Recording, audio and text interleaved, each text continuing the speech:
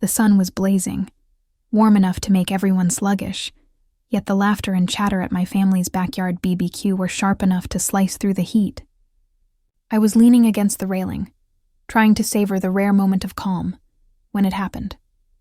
My cousin, grinning like he owned the world, sauntered over with that condescending smirk that always set my teeth on edge. "Still the same weak, spineless version of yourself, huh?" He sneered, loud enough for the nearby relatives to turn their heads. I froze, the words slicing deeper than I expected, each syllable twisting into my chest like a knife. I felt the heat rise to my face, humiliation and anger tangling in a knot of frustration I'd been suppressing for years. Memories flashed uninvited. Childhood taunts, family gatherings where I was always overlooked, moments where my voice was dismissed or ignored. And yet, this sting wasn't just embarrassment. It was a challenge.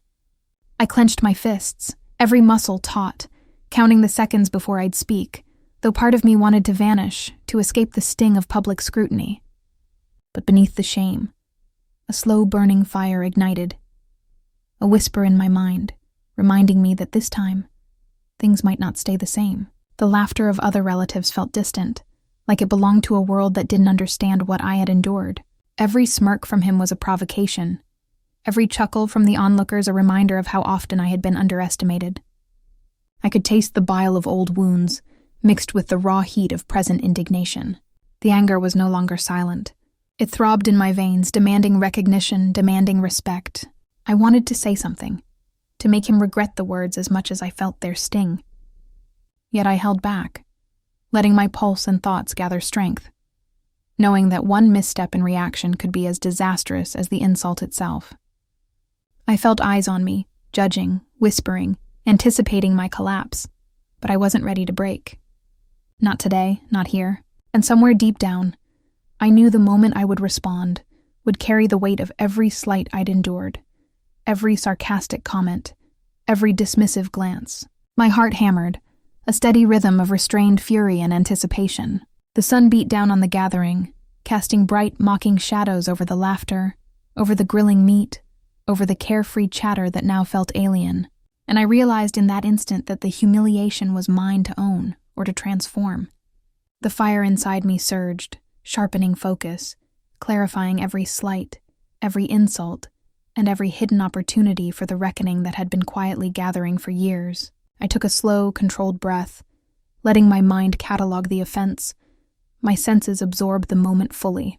The world seemed to pause, everyone else oblivious, while inside, a plan began to coalesce, subtle and precise.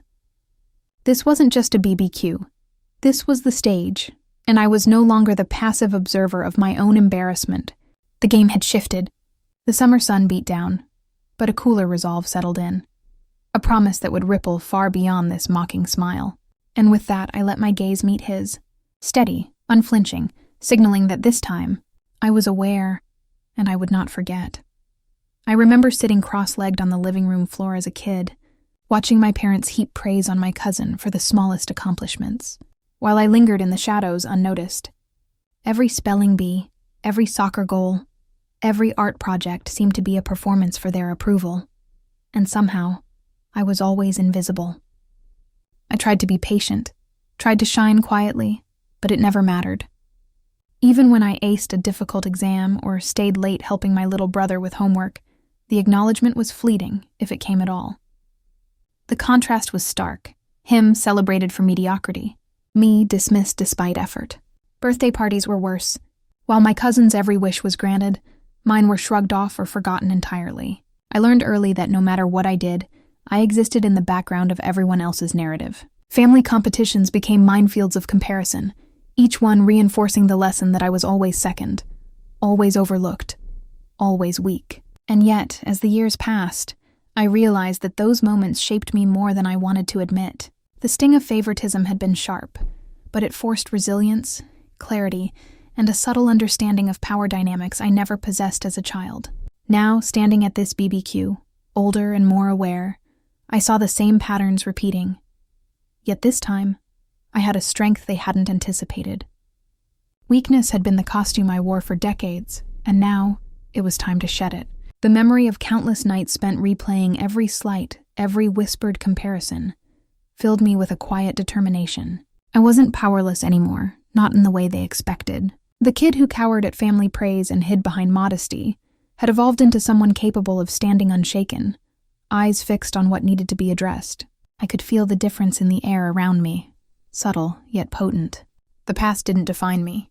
It had refined me, giving me a precision and awareness that only years of being underestimated could forge. And as I let that contrast frame my thoughts, the weak, rejected child against the confident, prepared adult, I knew this BBQ wouldn't end like the countless other family gatherings before it. I tried to brush it off, forcing a smile that didn't reach my eyes, telling myself that engaging would only feed him. I laughed softly at a joke from another cousin, pretending the insult never happened, but he wasn't done. He leaned in, voice dripping with mockery, targeting my job, my earnings, the apartment I'd painstakingly saved for, and even the way I spoke. Each word was deliberate, like a hammer striking a tender wound. The relatives around us shifted uncomfortably, some snickering, others pretending not to notice. But I felt every glance, every half-smile, as if the room itself was conspiring to humiliate me. My mind raced, counting out my options, weighing patience against the surging tide of indignation inside me. I reminded myself I could walk away. That dignity sometimes meant silence, but his confidence, his gleeful cruelty, grated against every instinct.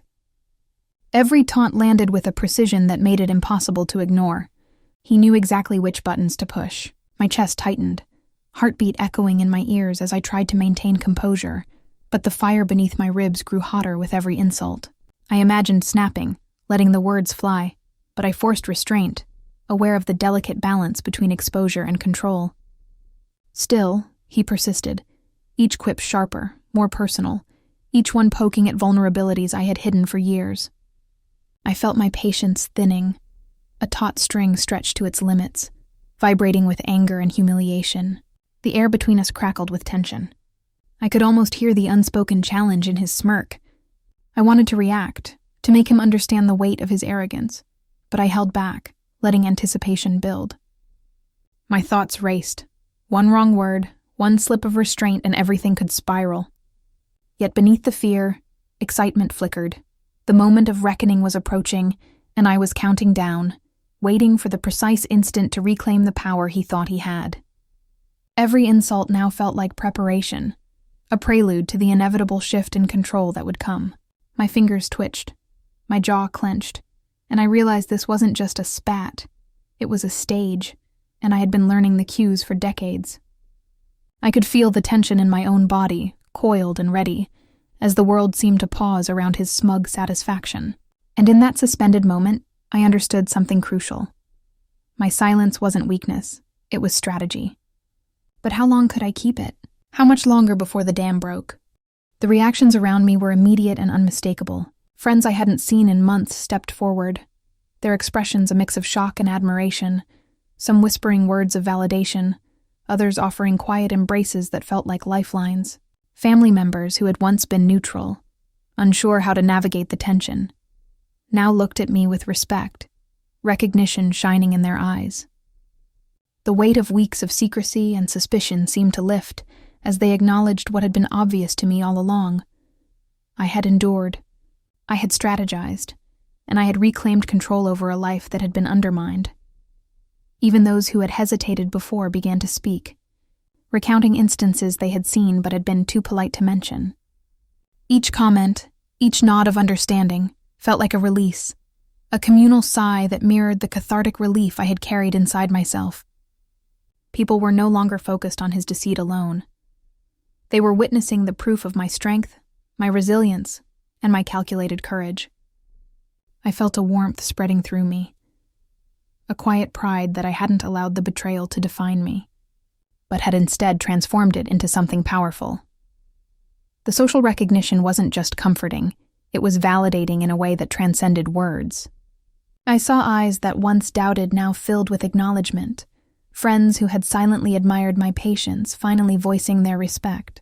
Even casual acquaintances seemed to feel the moral weight of the situation, their subtle gestures of solidarity reinforcing that justice had been delivered. I realized that the impact extended beyond my personal vindication. It was a demonstration of consequence, a lesson in accountability that reached into the broader circle of our lives. As the chatter subsided and the room settled into a quiet hum, I felt the first true sense of relief. The anger that had propelled me through planning and confrontation softened into calm satisfaction. I had endured humiliation, heartbreak, and doubt, yet emerged not only intact but empowered. The emotional fallout, once a source of fear and anxiety, became a mirror reflecting the truth.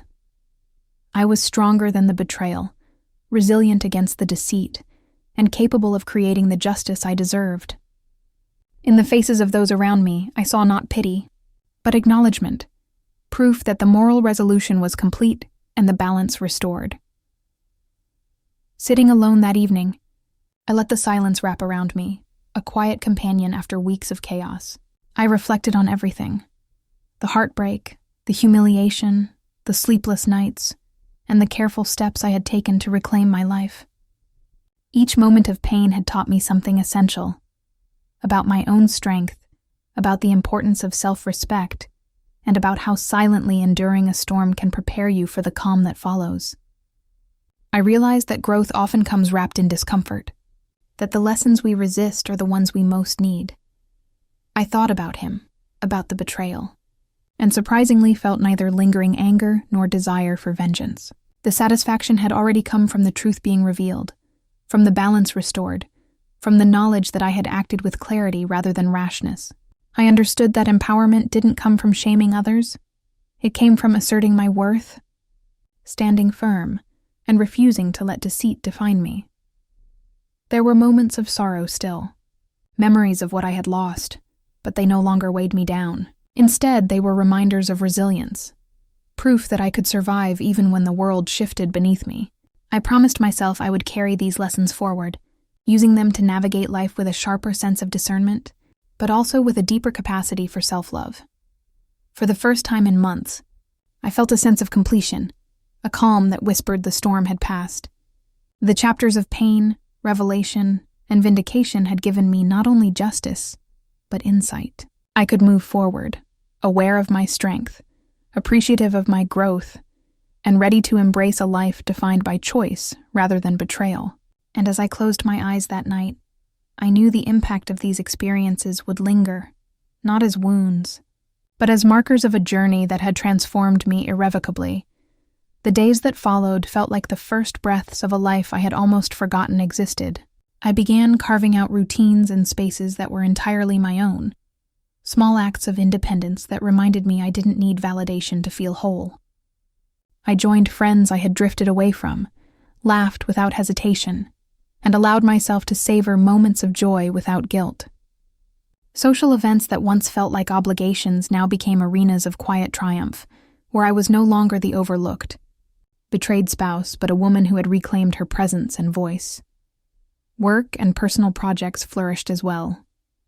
The energy I had spent on suspicion and heartbreak was now redirected into growth and accomplishment. I found myself speaking up more, asserting ideas I had once kept to myself, and noticing the respect and admiration it garnered. Even in casual encounters, strangers seemed to sense my newfound confidence, a subtle aura of strength that didn't require explanation. Romantically, I took no shortcuts. I learned to embrace my own company first, understanding that self-love was the foundation of any future connection. Independence was no longer a survival tactic. It was a choice, a celebration of resilience. I traveled to places I had always dreamed of, pursued passions that had been set aside, and allowed myself to imagine a future built entirely on my own terms. The world that once felt constricted by betrayal now expanded, filled with possibilities I had forgotten existed. Each day brought reminders that life could be joyful, fulfilling, and self-directed. I felt a quiet pride in the way I had navigated the storm, and a hopeful anticipation for what was yet to come. The pain had not vanished, but it had been tempered into wisdom, guiding me toward a life defined by freedom, authenticity, and renewal. As I sat by the window, the city lights shimmering in the distance, I let the events of the past weeks wash over me. Every betrayal, every sleepless night, every carefully orchestrated step had led to this moment of clarity. I felt a quiet, unshakable strength the kind that comes from knowing you stood your ground with dignity and intelligence. Justice hadn't come from anger alone, it came from patience, planning, and refusing to let deceit define me. I whispered to myself, almost in awe, I am stronger than the lies they told, and wiser than the games they played. The satisfaction wasn't bitter. It was balanced, karmic in its precision. The man who thought he could manipulate and control had been exposed, humbled, and reminded that choices have consequences. I smiled, not out of cruelty, but out of the certainty that I had reclaimed my life, my voice, and my peace. In that moment, I understood the lesson fully. Empowerment doesn't come from tearing others down, but from rising above, asserting truth and trusting your own strength. The pain had been real, but so was the victory, and it was mine in every sense that mattered. I felt the moral equilibrium settle around me, a lasting reminder that justice, when paired with resilience, is both inevitable and profoundly satisfying. My cousin's confident mask finally cracked, if only slightly, as he took a step back, the color draining from his face. "Wait, what are you— he stammered, eyes darting between me and my father, searching for some escape route that didn't exist. His voice wavered, but he tried to recover, forcing a laugh that came out hollow and strained. "I mean, come on! You're exaggerating. He wouldn't—" The words stumbled out in a chaotic mess, betraying panic he couldn't contain. I stayed silent, letting the weight of the moment press on him, feeling the satisfaction of restraint mingled with simmering triumph. Around us, relatives leaned forward, whispering nervously, glancing from him to my father, sensing the storm about to break. The air was taut, every eye fixed, every breath measured. My father's calm gaze never wavered, steady and unyielding, and that only made my cousin fidget more, his bravado eroding with each passing second. "I suggest you reconsider your tone," my father said slowly, deliberately, every syllable cutting through the tension. "Respect is not optional here." The words hit hard, echoing in the silence that followed, magnifying my cousin's discomfort and amplifying the anticipation around us. He opened his mouth again, but nothing coherent came out. Just frantic gestures and stammered protests, desperate attempts to reclaim a control he never had. I could feel the room holding its collective breath, every relative acutely aware that something monumental was unfolding, that the scales had shifted irreversibly. For years, he had mocked and belittled me, thinking himself untouchable. And now, the realization was crushing him slowly, beautifully. The tension spiraled, coiling higher with every failed attempt at self-defense, every nervous glance toward the crowd, every futile effort to regain dominance. This was the moment everyone had subconsciously been waiting for, the inevitable exposure of arrogance meeting unshakable authority, the clash that would leave no one uncertain of the outcome. And I could feel it. The final unraveling was within reach, the stage perfectly set for the reckoning that had been quietly building for decades. Time seemed to stretch, the air thick with anticipation, as my father's gaze locked onto my cousin. Then, with a voice so calm and authoritative it left no room for negotiation, he said, "Apologize. Now." The words landed like a hammer, immediate and irreversible. My cousin froze, mouth opening and closing, eyes wide with disbelief, as if he had just realized the world didn't bend to his whims. The relatives around us gasped softly, whispers rippling through the crowd, tension tightening like a live wire. For years, he had walked through life believing he could humiliate and dominate, and now, stripped of bravado, he was powerless. I watched him struggle, his arrogance evaporating in real time, replaced with the raw vulnerability of someone confronted with authority far beyond his reckoning. The moment was electric. An invisible shift had occurred. I felt a thrill of vindication, but tempered, careful, because this was about justice, not cruelty. Every eye in the yard was fixed on the scene, and the weight of decades of mockery, dismissal, and family favoritism pressed heavily in the silence. He tried to form words, a desperate attempt to reclaim dignity, but none came. My father's calm intensity held him captive, and I could feel the moral and emotional reversal settling over the gathering. For me, it was a release, the satisfaction of standing alongside the force that had quietly shaped me for years, finally letting the world witness the shift. The crowd seemed to lean in collectively, sensing the equilibrium tilting, the second power reversal completed. The cousin who once towered in arrogance now trembled under scrutiny, and I felt a quiet, potent pride swell within me.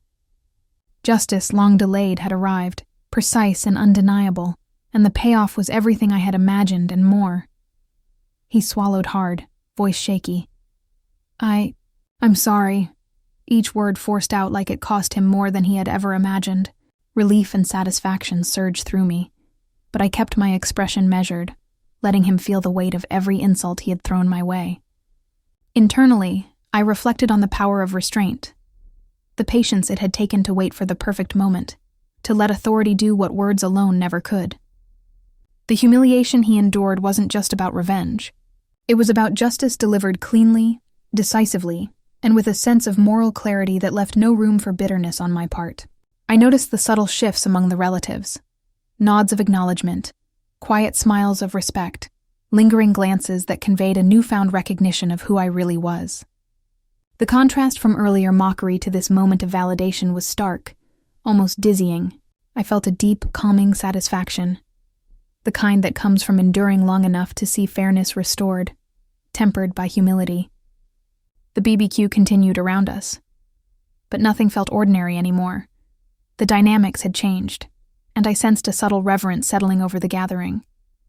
My heart eased as I realized that justice, when exercised with patience and precision, carried a power far beyond mere confrontation.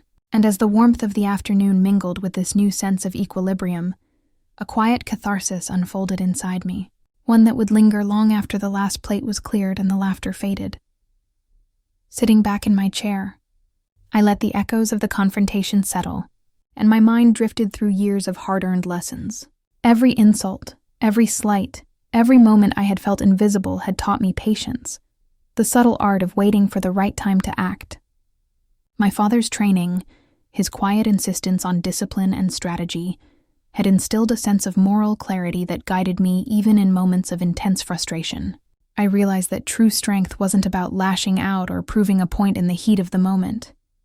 It was about understanding timing, the impact of restraint, and the weight of consequences. Revenge alone could provide satisfaction, but the growth that came from self-control, reflection, and strategic action created something far deeper: integrity wrapped in quiet power. I thought about the countless times I had held back, choosing observation over reaction, and how that patience had finally allowed justice to unfold perfectly, without chaos. Emotional depth, empathy, and moral reasoning had all played their part, elevating the experience beyond simple vindication. I understood now that the triumph wasn't just about exposing someone else's arrogance. It was a reflection of my own evolution, the person I had become by enduring, learning, and mastering the art of measured response. The sun was beginning its slow descent, casting long golden shadows across the backyard, and I felt a weight lift from my shoulders. I sipped my drink quietly, letting the warmth settle into me as laughter and conversation resumed around the yard. Lighter now, freer, but with a subtle undercurrent of respect directed my way. I remembered the shy, overlooked child I had once been, the one who flinched at criticism, who shrank beneath attention, who learned early that family often favored others while dismissing me. That version of me seemed distant now, almost unreal, like a shadow in someone else's memory. Here, in this moment, I was calm, steady, and undeniably present. I had endured ridicule and emerged with dignity, leveraging patience and precision rather than haste or anger. The relatives' quiet glances of acknowledgement reinforced the contrast. Then I was invisible. Now I was seen. Then I was dismissed. Now I was respected. The victory was mine, but it was tempered by humility, the understanding that authority and composure mattered more than spectacle. I allowed myself a small, private smile, savoring the satisfaction of measured justice, the quiet power of restraint. This triumph wasn't about revenge for its own sake. It was about balance restored, recognition earned, and a personal evolution that no insult could ever undo. And as I looked around at the buzzing activity of the gathering, I knew that the weak, embarrassed child had transformed into someone capable of commanding respect, and that transformation was the most profound victory of all. As the last of the guests lingered, chatting and gathering their things, I noticed my cousin standing a little straighter, avoiding eye rolls and smirks, a tentative respect settling into his posture. It was subtle, almost imperceptible, but unmistakable. He had absorbed the lesson without a word, and that alone felt like a quiet victory. My father, leaning against the railing with his usual calm, shot me a brief glance, and in that moment, I saw the pride in his eyes, muted but genuine, a reflection of the years he had spent teaching patience, discipline, and integrity. I reflected on the strange dynamics of family, how favoritism and mockery can linger for years, shaping behavior, but how strength paired with wisdom can change the narrative entirely. The confrontation was over, yet the emotional undercurrents remained, a blend of triumph, humility, and reflection that felt satisfying, complete. Bittersweet, perhaps, because the lessons of respect and patience came at the cost of so many overlooked years, yet sweet in the undeniable power of growth and restraint. I understood that family relationships are layered, often complicated, but the ability to navigate them with composure and justice creates a sense of closure that is far more rewarding than fleeting revenge.